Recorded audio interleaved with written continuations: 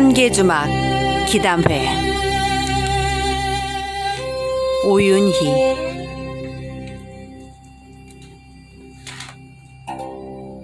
열려. 방금 나간 손님 자리를 치우는데 오기의 표정이 시무룩했다.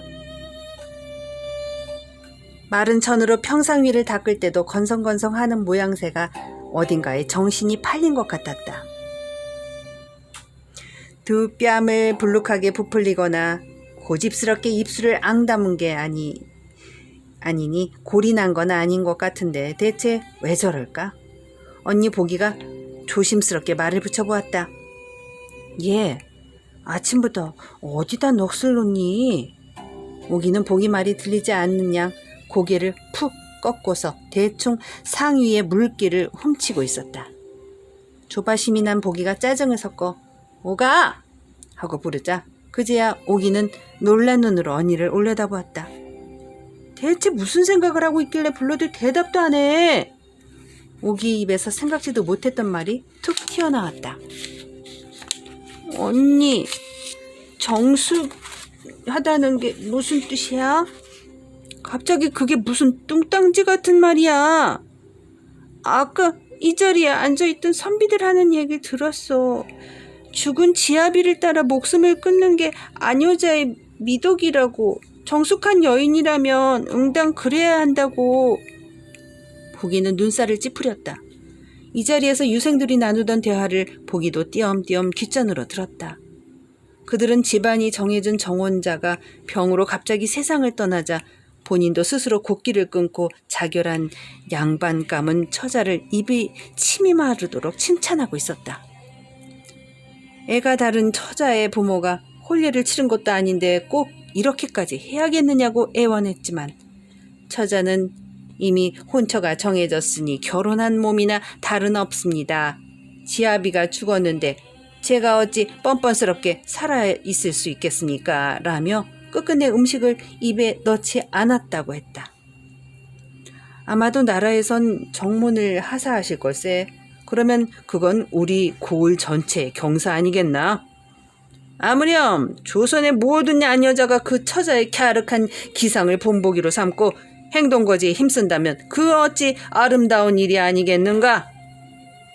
보기가 기억하기로는 둘 사이엔 대충 이런 말이 오갔다. 보기는 듣고서도 그러려니 하고 흘려버렸는데 오기는 제법 심각하게 받아들인 모양이었다.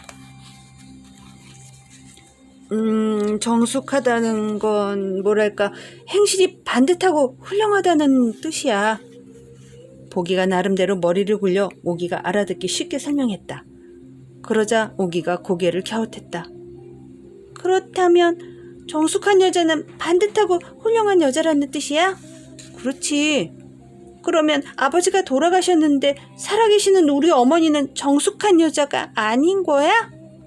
보기는 화들짝 놀라 얼른 부엌으로 고개를 돌렸다.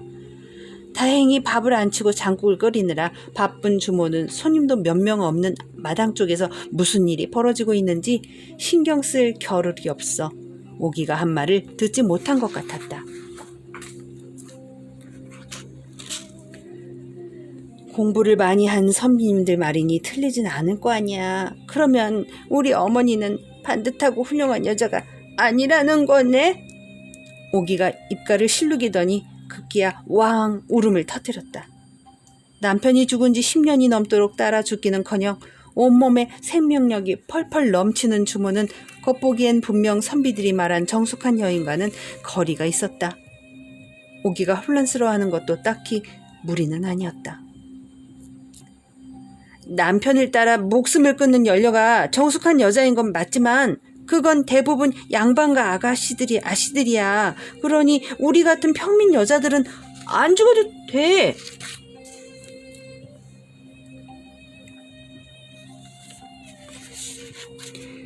지금으로부터 25년 전 전라도 어느 고을에 정씨라는 여인이 살고 있었다. 정씨는 모든 양반과 여자들이 그러하듯 집안이 맺어준 남자 허씨와 혼례를 치렀다. 남편 허씨 가문은 살림살이가 변변치 못했다. 벼슬을 한 인물이 없는 데다 씀씀이가 야무지지 못해 조상으로부터 물려받은 약간의 땅도 거의 팔아버렸기 때문이다. 허 씨는 집안을 일으키기 위해 몇 차례 과거 시험을 봤지만 낙방만 거듭했다.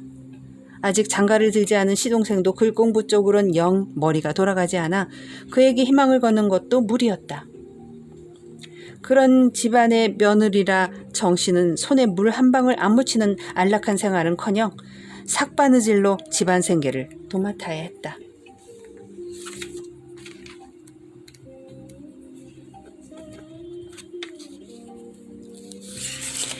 애원하는 정 씨의 목소리와 대조적으로 시어머니 음성은 차갑기만 했다.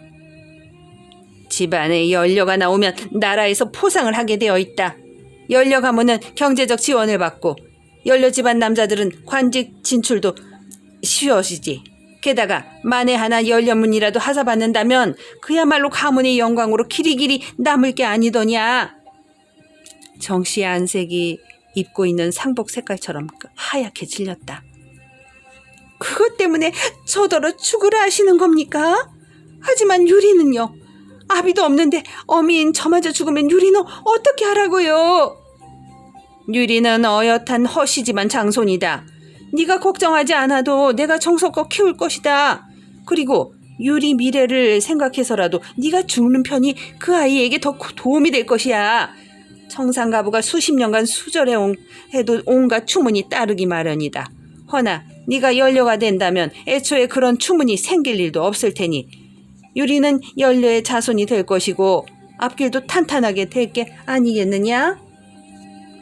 정 씨는 할 말을 잃었다. 정 씨가 죽은 후 유리의 앞날까지 망설임 없이 늘어놓는 시어머니를 보니 이 계획이 하루아침에 떠오른 일은 아니구나 싶었다. 그런 시어머니를 설득하는 건 이미 늦은 것 같았다. 정 씨는 도련님에게 매달렸다. 의지는 박약하지만 시어머니처럼 모진 구석은 없는 도련님은 어쩌면 자신의 편이 되어줄지도 몰랐다. 도련님도 그리 생각하십니까? 제가 죽어야 한다고요? 도련님은 불편한 기색이 역력한 얼굴로 머리를 끄적거렸다. 옹수님한테는 미안하게 생각합니다. 하지만 아무리 생각해봐도 이 방법밖에는 없습니다. 그러니 눈 한번 딱 감고 해주십시오. 스스로 목숨을 끊어달라는 말을 노름판 돈 빌려달라는 말처럼 가볍게 내뱉는 도련님을 보며 정 씨는 실망을 넘어 맥이 탁 풀리는 것 같았다. 자제력을 잃은 정 씨 입에서 참고 참았던 말 한마디가 툭 터져 나왔다. 본인은 노력할 생각도 않고서 남에게 희생만 강요하시나요? 도련님의 얼굴이 무섭게 일그러졌다. 못난 사내가 알량한 자존심에 생채기를 입었을 때 곧잘 직곤하는 표정이었다. 시어머니의 불호령이 귓전을 때렸다. 희생이라니? 그깟 목숨 따위가 무엇이 그리 중요하다고 시동생에게 그따위 말본새까지 보이는 것이냐? 지아비를 따르는 건 아녀자의 마땅한 도리이거늘 아녀자의 미덕을 좇고 싶어도 어쩔 수 없이 초계 같은 목숨을 이어가야 하는 여자도 숱하게 많다. 너는 여건도 다 받쳐주고 가문의 영광을 드높일 기회까지 준다는데 왜 그걸 마다해? 정 씨는 처음으로 시어머니를 똑바로 쏘아보았다. 시어머니도 해볼 테면 해보란 눈빛이었다. 일렁이는 촛불에 비친 시어머니 얼굴은 마치 가면을 쓰고 있는 양 아무런 표정이 없었다. 일말의 미안함도 가책도 느껴지지 않았다.